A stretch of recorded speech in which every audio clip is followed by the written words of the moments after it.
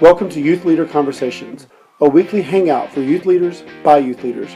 In this episode, we talk about the Bible, what we use to make sure we have our own study time, and ways to encourage our students to be accountable and read the Bible on their own. We're going to start back with our third episode of the Youth Leading Conversations. And as always, what we want to do is introduce everybody we have that has joined us. So on my screen, it starts over to the left with Laurel.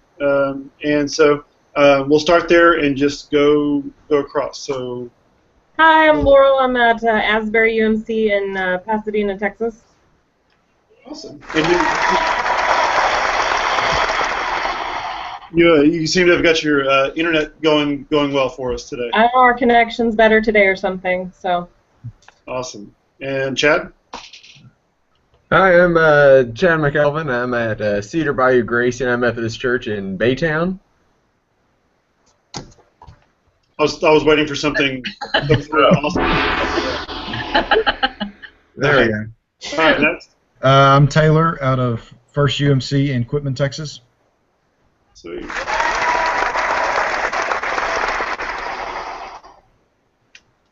All right, and then Katie, y'all's group. I'm Trevor, Associate Director at John Wesley in Houston. And I'm Katie. I'm here too.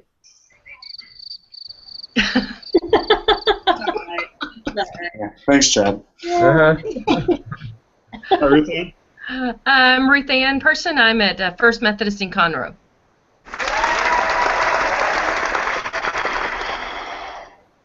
I'm scared to see what I get. And I'm Russell Martin, and I'm the Youth Director at Williams Memorial in Texarkana, Texas.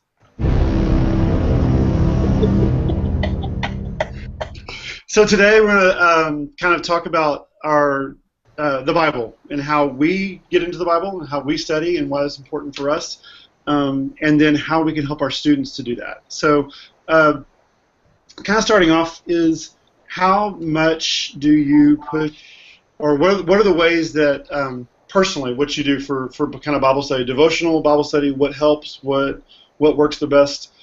I know something that really encouraged me was in our this happened. It was last year at our certification. We were encouraged to read and participate in the This Day, a Wesleyan Way of Prayer, and I really enjoyed it. Like I really, even after our assignment we had to do with it, I just kind of kept it going.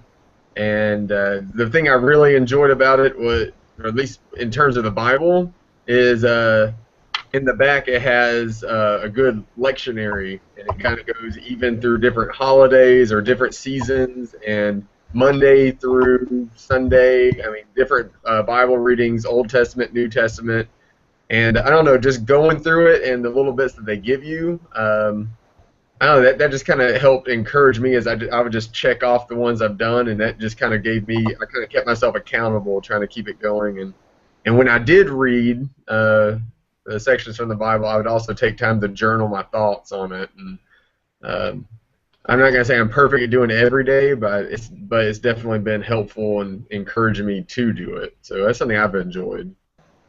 I like This Day as well. We did that when I was on certification too, and I'm a fan of that. I also have the Prayer for Minister and Other Servants, and it has lectionary as well. And I've really enjoyed lectionary. Now I have a preacher that's not a lectionary preacher, so it's a little different because it was great when I did, because whatever I was reading on my own was usually hitting in the sermons and what we were working on too. It's not so much like that anymore, so it's a little bit different.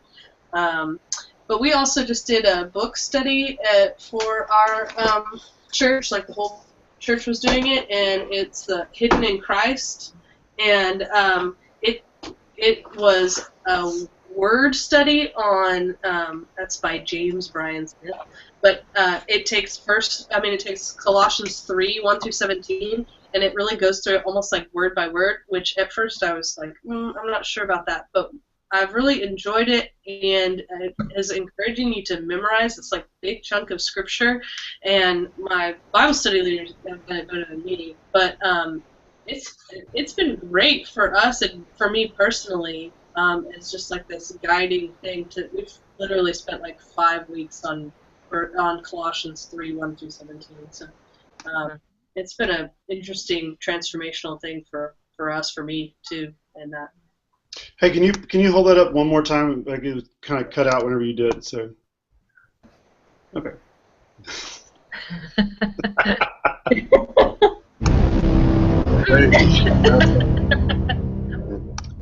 All right, Ruth Ann, what helps you as far as studying the Bible? Well, I just kind of go back and forth from different books that I have. I have several, women's devotional. There's not really one that I do, although I do have This Day as well, and I've enjoyed that. For me, doing Bible study has been something that I've had to learn to do because I was raised Catholic, so we didn't do a lot of Bible study. Bibles, you had your little missalette that you used during Mass. So for me, that was something that I had to learn how to do as I became Methodist. So I kind of have different, several books that I choose from. All right. Who else has? Taylor? For me, I guess I don't have a devotional I use really. For me, most of the time, I pick a book out of the Bible and I'll just read it. I really do like, going at my own pace, getting to read. If I have a question about something, getting to look it up. I really do appreciate the history a lot of the Bible and doing that. But something that really helps me is I've got a group of friends I went to college with. We were in a Bible study for several years, and even though we've been out of college for a couple of years now, we're still really close and good about texting each other. How can I pray for you? What are you reading this week? What are you getting out of this? And every once in a while, we'll text each other and say, hey, why don't we do this book or read something out of this? It really does help give me perspective because it's a lot of guys from a lot of different walks of life, and a lot of guys that serve in churches at different denominations. So it gives me a lot of perspective, and I enjoy that. Laurel, any thoughts? Yeah, I would say most recently for me, our staff has actually started a Bible study right before our staff meetings. And since I'm kind of getting plugged back into being in ministry on a daily basis, that's been really helpful for me. I kind of am like some of the others and just enjoy being able to pick up the Bible and read where I like to be. But classes that have helped me before, I took Disciple 1. I actually took that twice. And that kind of went back to, I apologize because I didn't catch your name, but what he was saying about the history and being able to link the Old Testament to the New Testament and why that really shapes who we are. I would love to take more disciple classes. We're not offering them right now, but if you've never taken Disciple 1, I highly recommend it. Enjoyed that a lot.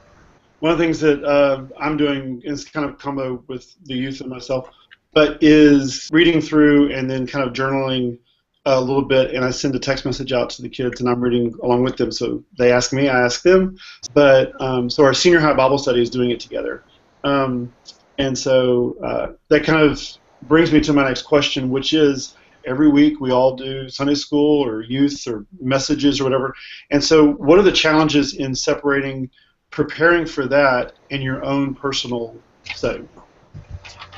For me, I try to do my own personal Bible study early, like in the morning. I just try to, before I come into work or something, I just try to keep it separated outside the office and just I like to find a place outside, whether it's in a park or somewhere, and just do it. But I know, but that is challenging because, sometimes you think, oh, well, me preparing for those lessons, this is my Bible study, and I do learn from that, and we all can, but I don't know.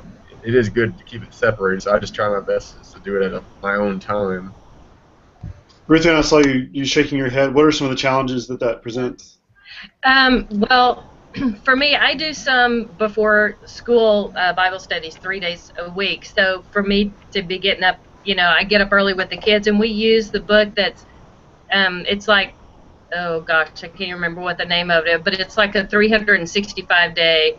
And so each day today is national, like today was National Oatmeal Day, or, but there's, it has like little fun facts about, today in 1929, of course, we talked about when the stock market crashed and how it was, putting value on the wrong things. But so I do that, 3 days a week with the different school districts that I'm at. But it is hard because then you start getting busy with things going on and people calling you by the time you get to work. So I kind of agree with Chad.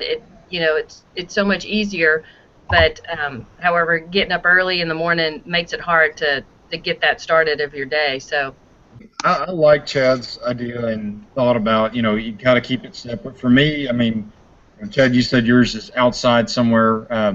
Mine is in my house. Like, before I go to bed, that's my time. Usually my wife, she's a teacher, she's in bed a little before I am. So, like, once everybody's kind of gone to bed, everybody's quiet, that's when I can get mine in the living room.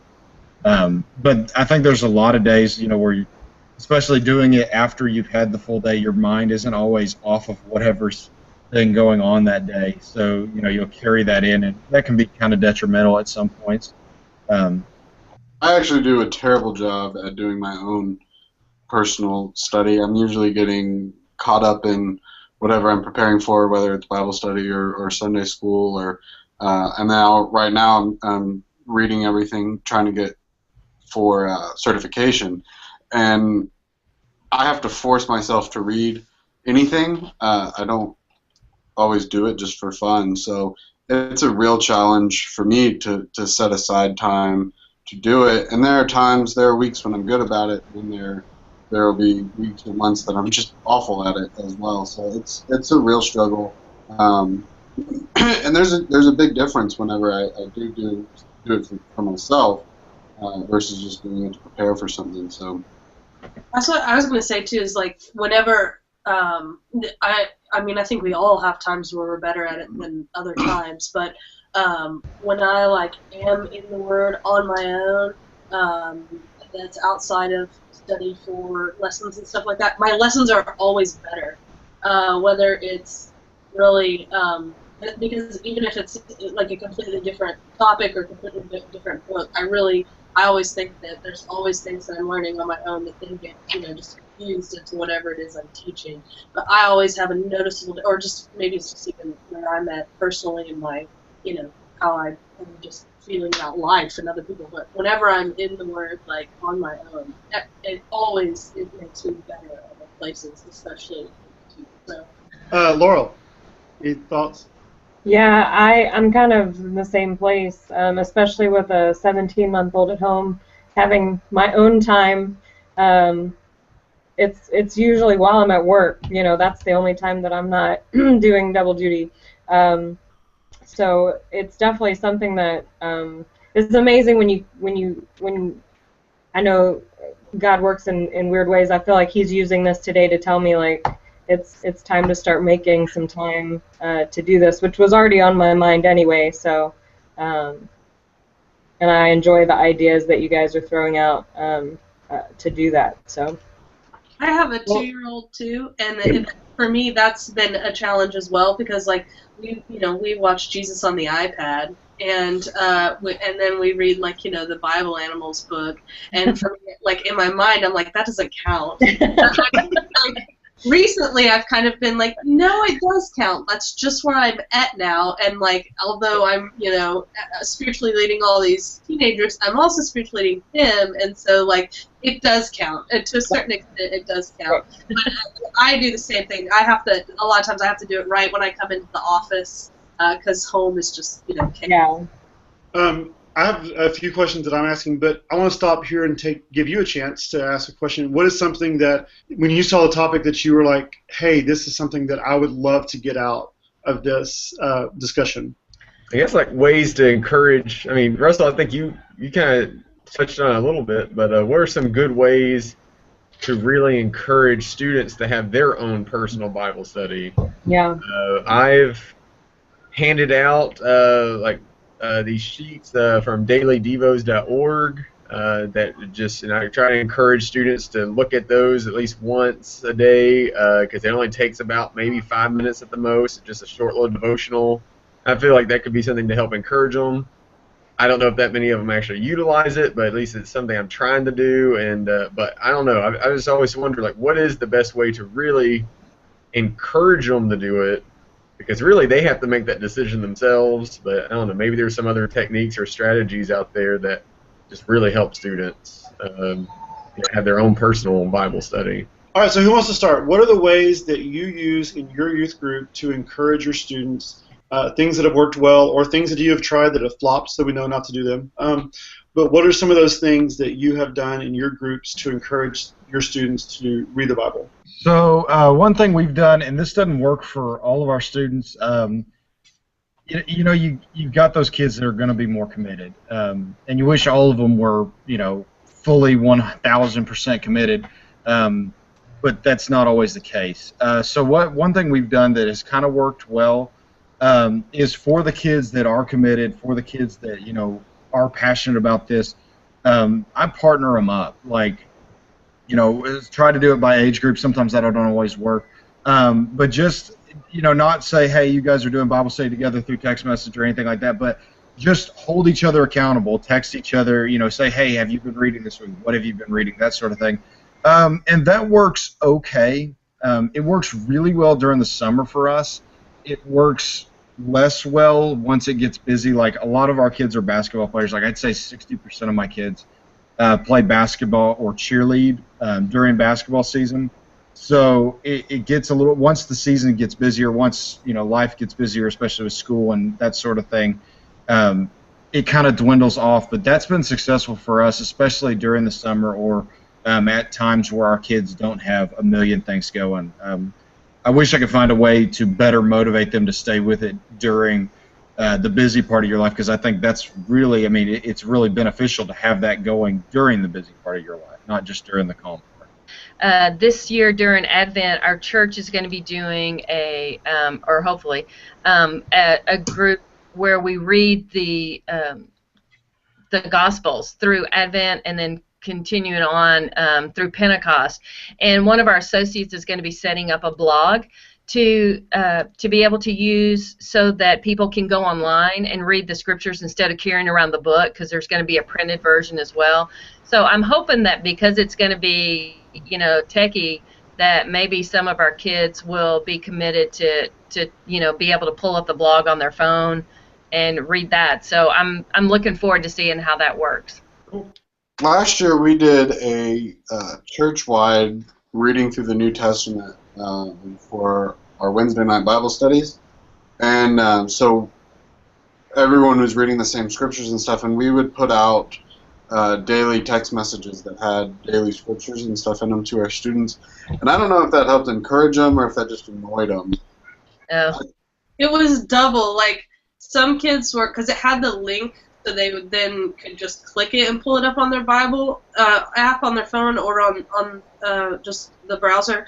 And so some of them liked it because it was so easy that it did that. But we also had kids in masses unsubscribing from our texts because they were getting too many texts a day, or a week. Yeah. So it was hit or miss. I almost think it would be better if they that you can do the text messaging where they subscribe in and opt in, and as opposed to just banning them all.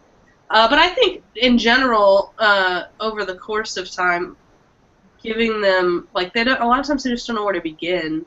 So continuing just to give them, read this, or we're going to talk about that, giving them set things and not being too much, because they're just bombarded with homework and all of those things, or at least they think they are, even if they're not. So, but they, I think a lot of times if you just leave it to them and give them the whole book, they don't even know where to start. So continuing to give them something to go off of, whatever the reading plan is, I think is helpful. Yeah, we did. We have two lists. I have one is the journal list that I talked about, that I will send them the link, and it has with the scripture, the actual reference, and then the link to that online that they can read. And that's about 25 students is all I have in that group. And then I have about 105 students and adults and church members and stuff who've signed up for a daily verse of the day. And so we plug those in, and at 7:30 in the morning, they get a text message that has the verse of the day. And when I've had kids get mad for that, and it is all opt-in. You opt into whichever one you want. When I had a kid get mad for that is when they haven't come, and they know that is their time. They know they get a verse at 7:30, and at 7:30 they better be in their car on the way to school, or they better be awake or whatever. And so one day we missed, and it was like I had 4 students going, "We need the verse today. What's up with the deal? What happened?" And it was. I hate to say it wasn't because they were looking for the spiritual nourishment and fulfillment from the verse, but it was also an alarm clock and a reminder. But if you can set up a text message thing that they can opt into, it's a great way to do that. What else? Anybody else want to chime in on? I don't have that many kids. I'm just up to 12, so small youth group. But we use MinHub as my text message blast. So I just read different devotions, and when I do that, I find one that I think pertains to them also. And so on Wednesdays, we don't have midweek stuff. We just have Sunday. And so midweek Wednesday, I just send them out what devotion I read that I thought would help them that week. And so they get it. I haven't had any kids complain about it. It's not an opt-in, really. It's you get it, and if you want out of it, I can stop sending it to you. But none of my kids have complained. Like somebody said earlier, I do have a lot of kids that read the Bible hardcore. Then I have some kids that probably have never cracked it open before. So I'm hoping it helps the ones that don't read and the ones that do read it on a daily. Laurel, do you have anybody else have anything? Yeah. I was just going to say we struggle as a ministry, and I think we always have. And one of the things that we're not doing yet, but I hope to do, and I'm hoping that it will maybe increase it, is trying to get some parent involvement as well. Something that the parents and the students can use together is something I'm hoping to implement in January. Was really looking at it involving what we were talking about on Sunday evenings, but if I could find something that on a daily, or even if it was like Monday, Wednesday, Friday, some sort of schedule where the parents and the students were getting the same information. Here's some questions you could talk about together. It's just somewhere where I feel, at least as a youth ministry, possibly as a congregation, we're needing to be better about getting the parents involved as well, because I think that's where our struggle is with them not reading on a daily basis, is our parents aren't reading their Bibles on a daily basis either. So anyway, I know it's not really a whole lot of helpful information, but something that I'm kind of looking to start trying to implement. Don't know if anybody's doing that currently or has any suggestions on that, but I feel like that's kind of the way we need to be heading for our ministry. I'm going to throw out this question. It may not go anywhere. Paper versus electronic. The Bible versus the Bible. What's better, or what are some of the challenges with that? So just give me a quick good versus bad. I only read the paper version of the Bible, or I use my iPhone in church, or what? I feel like on the phone or electronic, it's good for on the go because it's just there. And that's something with students, I always encourage them to get Bible apps and all that. But whenever we are at church and in Bible study, I always encourage them to use paper Bibles. That way they get familiar with it as well. But there's been plenty of times when we've been out and about at a restaurant or something and we're having a little devotional. We don't have the Bible, like physical Bibles there, so I tell them to pull out their phones. But I don't know, I just try to do a good mix. I do encourage, I think the digital Bible is good because you have it with you on the go and you can read it when you're waiting in line somewhere. And I don't know, it's just easier to carry around, I guess. One thing I like about doing, I'll say on the phone, and I guess I'm mixed on both of them, kind of like Chad. There's advantages and disadvantages to both, but one thing I really do appreciate is a lot of times if we're reading something and the kids, say, well, I don't really understand this, I don't understand the phrasing of this. If you have the digital Bible, you can say, okay, we'll try to switch it over to another version, read it. That way you're not, when they look at you, you don't have to say, they don't look at you and expect you to say, okay, give me the answer, because I hate that where they get in the habit of expecting you to have the answer instead of actually going and looking through the Bible and reading it for themselves. I think it's a better habit if you are saying, okay, well, I need to go find what this means. I need to go seek the truth in this. So I really like it because, a kid doesn't have to know Greek or know Hebrew and go and parse scripture. I mean, they can pull it up and say, well, I don't really understand the phrasing. Maybe I can switch the phrasing and get a new version, and maybe it'll help shed some light on this. So that's one thing I really do like about it.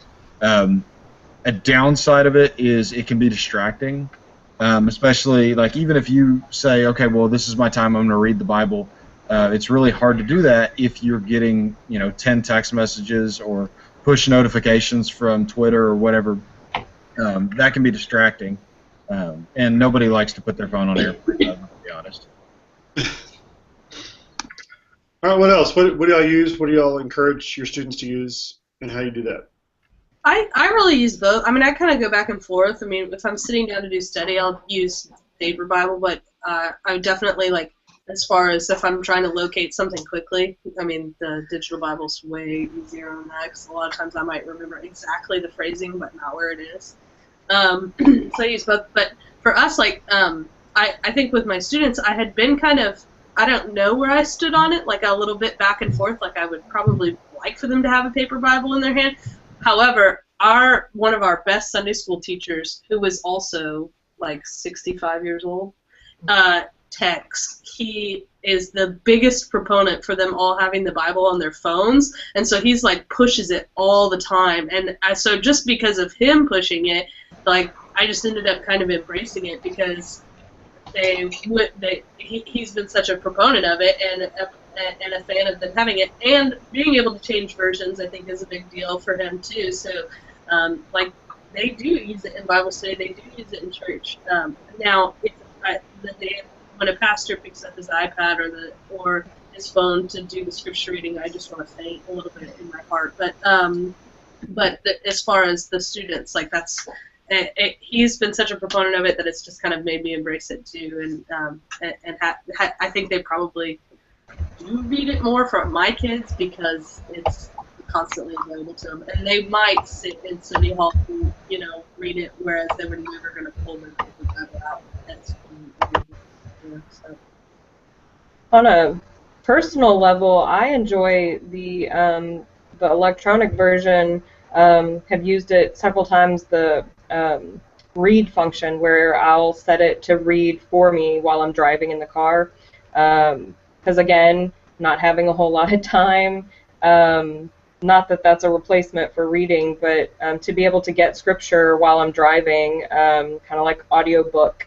I've found that really helpful. But kind of like Chad said, I encourage the kids to have it on their phone so that they can reference things quickly. They're not going to be as conscientious about pulling their phone out as they would as like a paperback Bible. But during lessons and while we're in Bible study, I always make sure they have a hard copy paper in their hand. Again, so that they have that experience as well. Because I encourage it, especially if they bring their Bible with them, to make notations and things that come to them. Not necessarily full-out journaling, but if something really speaks to you, underline it. Make a note, flag it, whatever. You can't do that as well in the electronic version. So what are the ways that, or either app or phone or resource that you have that you could share as far as helping either your students or yourself get into reading the Bible? I will say that, this isn't really for students or self, so I'm breaking the rules already. I'm sorry. That's it.